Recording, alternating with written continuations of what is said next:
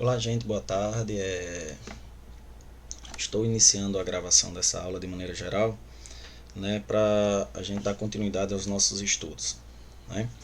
Então, hoje nós vamos falar um pouquinho sobre as proteínas. Eu vou dividir essa aula em 3 momentos, tá? O primeiro momento vai ser agora, que a gente vai falar um pouco da estrutura básica da proteína, a estrutura do aminoácido e a ligação peptídica.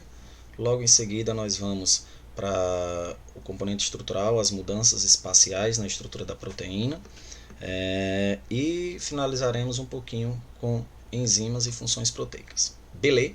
Então vamos para frente. Proteínas, de maneira geral, o que é que são, né?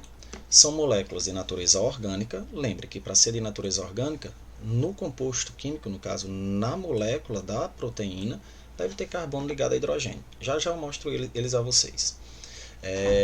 Essas proteínas, gente, elas são formadas, né, por serem macromoléculas, moléculas grandiosas, são formadas por unidades menores, tá? Essas unidades menores, que a gente chama de unidades estruturais, nas proteínas recebem o nome de aminoácidos, tá? Então, o que é uma proteína? É uma macromolécula orgânica formada pela união de vários aminoácidos. Os aminoácidos, eles são as menores partes de uma proteína. A gente está estudando isso desde os carboidratos, passando pelos lipídios, vimos nas proteínas e vamos ver lá nos ácidos nucleicos. Quem são as menores partes dessas macromoléculas orgânicas, né? Então, aqui nas proteínas, são os aminoácidos. Esses aminoácidos, eles estão ligados por uma ligação denominada de peptídica, tá? Ligação peptídica é a ligação que une dois aminoácidos. Aqui eu também já quero fazer um adendo, já quero trazer um adendo para vocês. Toma cuidado nessa palavra peptídeo, tá? Na verdade, não é nem tomar cuidado, é se ligue nela. Peptídeo, gente, é sinônimo de proteína, tá? Onde você vira essa palavra, peptídeo, peptídica, tá? Vai estar relacionado com proteína, tá bom? Então, um aminoácido é a estrutura básica. Se eu tiver 2 aminoácidos unidos, eu ainda não tenho uma proteína. Por quê? Porque a proteína, ela por ser uma macromolécula, nós consideramos ela uma união de praticamente vários aminoácidos. Alguns livros trazem 70, outros trazem 80, outros autores colocam como 100 aminoácidos ou mais para formar as proteínas.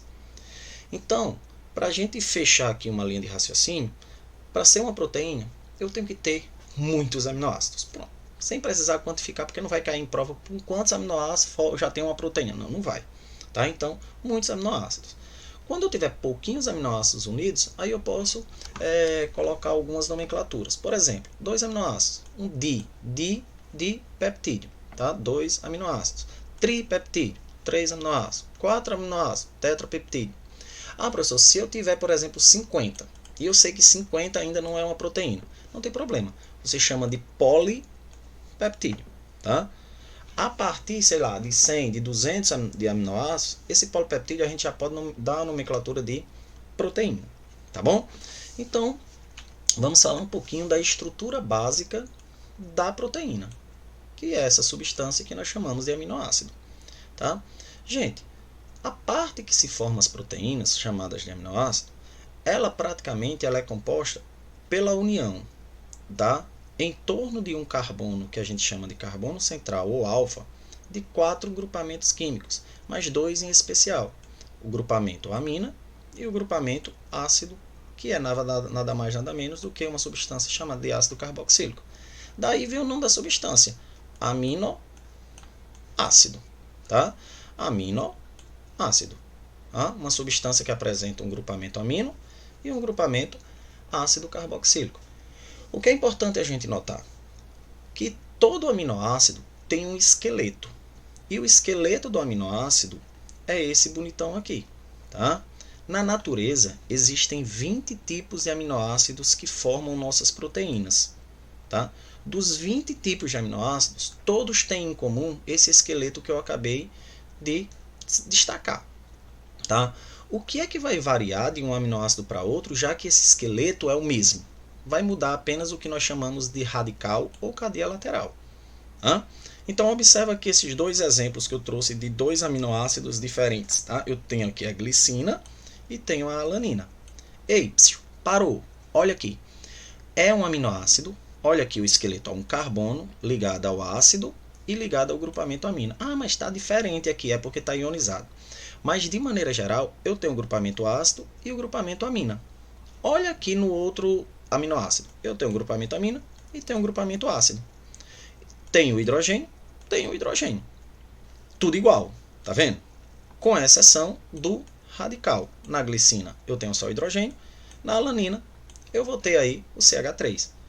Esqueletos iguais. O que é que muda, gente, de um aminoácido para outro é apenas o seu radical. E assim vai ser em todos os 20 tipos de aminoácidos. Vamos aqui para mais informações a respeito da estrutura básica da proteína. Esse carbono, gente, né? Ela é um carbono que as suas 4 ligações, nós estudamos isso na química, que para um carbono se estabilizar ele tem que ligar, tá? Tem que apresentar 4 ligantes a ele. Tá? Esse carbono em que os 4 compostos estão ligados diretamente nele, nós chamamos de carbono alfa ou carbono central.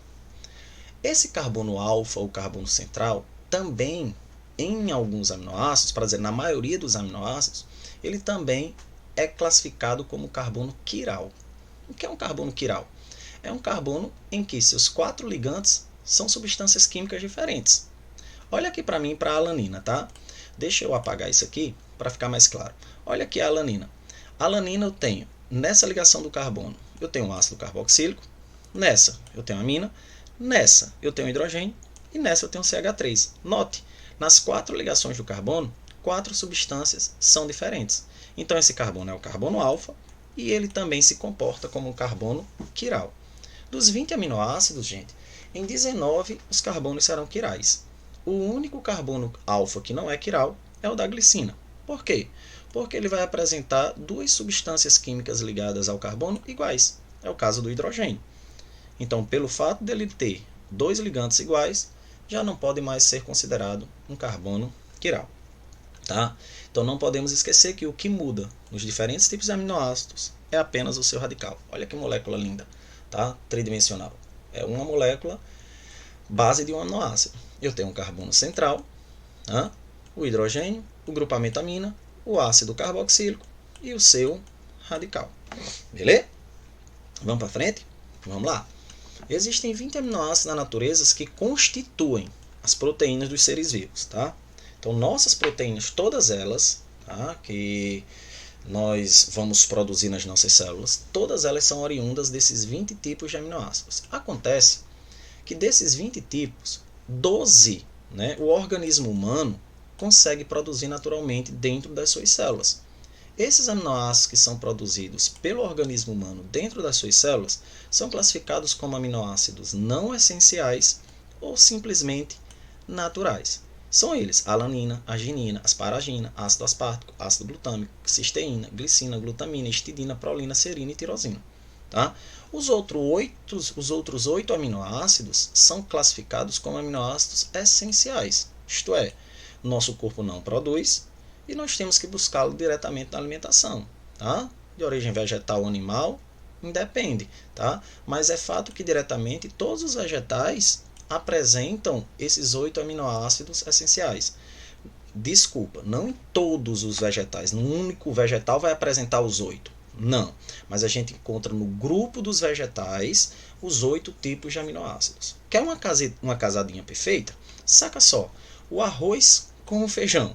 Eu tenho um cereal e tenho uma leguminosa, 2 vegetais. Nessa casadinha perfeita, eu já consigo absorver os 8 aminoácidos essenciais de uma só vez. Tá? Parabéns à nossa culinária. Quem vai para os States, quem vai para fora aí, sofre um pouquinho por não ter arroz e feijão para comer todos os dias. Né? Então, galerinha, outro ponto interessante para se discutir aqui é o seguinte. Aminoácidos essenciais são importantes por quê? Porque é a partir dos aminoácidos essenciais que nossas células produzem os aminoácidos naturais.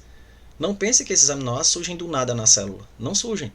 Para que eu produza esses aminoácidos naturais, eu preciso transformar esses essenciais nessas substâncias aqui, consideradas naturais. Então, os aminoácidos naturais aparecem pela transformação dos aminoácidos essenciais. O nome dessa reação é chamada de transaminação, uma transformação de um aminoácido essencial em um aminoácido natural. Epa! Atenção especial agora mais uma vez. Nos aminoácidos essenciais, nós temos esse bonitão aqui, ó, a fenilalanina, tá? A fenilalanina, gente, é um aminoácido que desenvolve algumas funções no nosso corpo. Tá? Dentre as funções, eu destaquei e vou destacar duas aqui para vocês nessa aula. A primeira é que a fenilalanina, por transaminação, forma um aminoácido chamado de tirosina, que, por sua vez, a tirosina é um aminoácido essencial para a produção dos hormônios da tireoide, tá? Principalmente T3 e T4. Esses hormônios da tireoide controlam o nosso metabolismo, a atividade das nossas células, né? Então, a fenilalanina é importante porque vai, por transaminação, produzir tirosina. Outra coisa interessante é que a fenilalanina ela também produz um neurotransmissor chamado de dopamina. Então, a dopamina ela só vai ser produzida se tiver na sua constituição esse aminoácido chamado de fenilalanina. Por que eu estou falando isso, meus amores? Porque existe uma doença chamada de fenilcetonúria. Tá? A fenilcetonúria ela é uma doença de origem genética em que o indivíduo é incapaz de metabolizar o aminoácido, isto é, usar a fenilalanina nas suas reações químicas corporais, para dela que a fenilalanina desenvolva as suas funções, tá? Que eu acabei de falar duas, por exemplo, produzir a tirosina ou produzir a dopamina. Né? A dopamina é um excelente neurotransmissor relacionado ao prazer, né? Das relações, do prazer do indivíduo que sente no meio que está inserido. Né? O que acontece? Quando o indivíduo, tá, por uma falha genética, não consegue metabolizar a fenilalanina, toda vez que ele consumir alimentos proteicos que têm a fenilalanina, essa fenilalanina ela vai ficar acumulada nos tecidos corporais. E é um problema muito sério, principalmente se esse acúmulo tiver um tropismo para o sistema nervoso, um direcionamento do sistema nervoso. Porque esse composto vai lesionar células desse sistema. Qual é a consequência imediata da fenilcetonúria? Tá? Em casos mais graves, em que não é diagnosticado, por exemplo, numa criança, tá, a fenilcetonúria, o acúmulo de fenilalanina pode levar a problemas relacionados a convulsões, espasmos, tá? E em casos mais graves mesmo, até um retardo mental severo, uma mudança comportamental, alterações na pigmentação do corpo. Então, essa pessoa ela deve ser tratada para que esses sintomas não sejam manifestados. E professor, tem remédio para isso? Não, gente, não precisa de remédio para isso. Praticamente o tratamento vai consistir numa dieta com restrição extremamente severa, né, de proteínas que contêm o aminoácido fenilalanina. Isto é, ele vai olhar o rótulo da embalagem e vai ver, se tiver fenilalanina, ele não pode consumir, porque ele sabe que as suas células são incapazes de metabolizar esse aminoácido. Vixe, professor, e como é que eu vou saber se eu tenho ou não fenilcetonúria? Se eu estiver falando com você agora, já com 18, 19, 20 anos, você já deveria saber, já faz um pouquinho de tempo. Por quê? Porque a fenilcetonúria hoje em dia é detectada nos primeiros dias de vida, tá? Naquele famoso teste do pezinho. Tá? O teste do pezinho ele é importante para diagnosticar se você tem ou não essa enfermidade. Belezinha, gente? Vamos para frente. Outra coisa que é importante a gente falar aqui nos aminoácidos essenciais, que algumas literaturas trazem que são 9 aminoácidos essenciais e não 8. Cuidado com isso. Por quê? Porque quando trazem 9 aminoácidos sendo essenciais, é porque eles colocam a histidina como um dos aminoácidos essenciais. Acontece que, na infância, tá, a histidina é um aminoácido essencial. A criança, né, ela não consegue produzir por transaminação esse aminoácido. Então, enquanto criança, nós temos 9 aminoácidos essenciais e 11 naturais. Enquanto adulto, a histidina ela já consegue ser produzida por nossas células. E aí, ela deixa de ser essencial e passa a ser natural. Beleza? Então, cuidado com isso. E por fim, para acabar esse primeiro bloco, vamos aqui ver como é que ocorre a ligação, a união entre dois aminoácidos. Para isso, vou pegar como exemplo a glicina e a alanina. Saca, gente? Glicina, alanina, aminoácidos com o mesmo esqueleto, tá? O mesmo esqueleto. Um tem um grupamento amina, ácido carboxílico. Ó, grupamento amina, ácido carboxílico. Hidrogênio, hidrogênio. O que é que vai mudar? O radical, tá? Gente, primeira coisa que vocês têm que saber logo de cara. A ligação peptídica, que é a ligação que une dois aminoácidos, sempre vai acontecer do ácido carboxílico de um aminoácido para o grupamento amina do outro aminoácido. Tá? Então, olha aqui para mim, a glicina vai reagir com a alanina, para se ligarem. Então, o que é que vai acontecer? Saca, grupamento carboxílico, vou olhar para ele, grupamento amina da alanina, vou olhar para ela. A hidroxila do ácido carboxílico da glicina vai reagir com o hidrogênio do grupamento amina da alanina. E dessa reação, saca, H2O. Dessa interação, dessa reação, surge uma molécula de quê? De água. Que fenômeno é esse? A desidratação. Na hora que se forma uma molécula de água, devido a essa interação entre os aminoácidos, essa valência aqui, essa ligação, ela vai ficar livre. Assim como esta também ficará livre, porque perdeu o hidrogênio. Quando essas ligações elas ficam livres, elas se juntam. Elas se juntam dando origem, tá, à ligação peptídica. Percebam que para eu formar a ligação peptídica foi necessário perder uma molécula de água. Na reação está aqui a molécula de água que foi eliminada. Tá? Vamos só aprofundar um pouquinho. Não é aprofundar, mas repetir aquilo que a gente já vem estudando. Tá? Eu tenho duas moléculas menores formando uma molécula maior. Reação de síntese. Tá? Só que para acontecer a síntese, acontecer a união, foi necessário perder uma molécula de água. Então essa reação ela é de síntese por desidratação. Tá? Beleza, beleza. Não tem mistério nenhum, não é verdade? Nota aqui uma coisinha, gente. Nessa cadeia polipeptídica aqui, eu tenho 5 aminoácidos. De cara, quantas ligações peptídicas eu vou ter? Conta. 1, 2, 3, 4 ligações peptídicas. Quantas moléculas de água foram perdidas? Se cada ligação perde uma molécula de água, eu perco também 4 moléculas de água, já que eu tenho 4 ligações peptídicas. Eu estou falando isso porque algumas questões colocam. Se eu tiver 1000 aminoácidos, quantas ligações peptídicas existem nessa cadeia? De cara, gente, você não ia contar um a um. Não ia fazer 1000 aminoácidos para depois sair contando as ligações. Não. Só basta você diminuir uma unidade. Então, se eu tenho 1000 aminoácidos, eu tenho 999 ligações peptídicas. Tá? Porque o último aminoácido aqui não interage com ninguém. Então, essa ligação aqui, ela não existe. Ei, tá?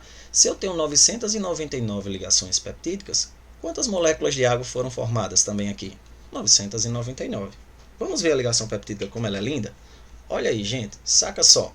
Eu tenho um aminoácido interagindo com outro aminoácido. Lembra?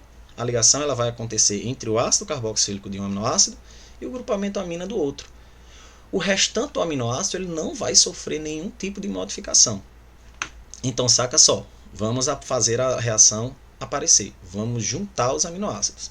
Tá? Então, os aminoácidos interagem. Olha a hidroxila do ácido carboxílico reagindo com o hidrogênio. Forma a molécula de água.